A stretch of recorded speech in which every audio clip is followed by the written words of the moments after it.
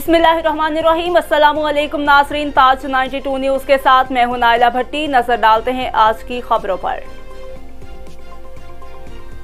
टंडोलायार से district bureau chief Tariq Hameed Abbasi की खबर शामिल करते हैं। तालुका झंडोमरी के गांव साहब डेनो के रिहायशी हुकूमती टीम के मुंतज़िर बारिश तो ख़त्म हो गई, लेकिन ज़िले इंतज़ामिया समेत सूबाई हुकूमत की टीम को कोई भी फ़र्द हमारे पास नहीं पहुंचा। इस वक्त भी गांव में कई फीट पानी जमा है और हमारे घरों को जाने का रास्ता भी बंद हो चुका है। इमदादी टीमें भी नहीं पहुंची। इलाका मकीनों के मीडिया से गुफ्तगू। इलाका मकीनों ने मज़ीद बताया कि इलाके में जाने के लिए जो कश्ती लेकर आए हैं वो भी अपनी मदद आपके तहत लेकर आए हैं। हुकूमत अरबों रुपए की इमदाद तकसीम करने का दावा कर रही है, लेकिन हमें इमदाद नहीं मिली। हुकूमत हमारी मदद करे। हेल्दी और खूबसूरत स्किन हर मर्द और औरत की ख्वाहिश भी और जरूरत भी, लेकिन हेल्दी और शाइनी स्किन के लिए चाहिए स्पेशल ट्रीटमेंट है। आप तो खूबसूरत है जहाँ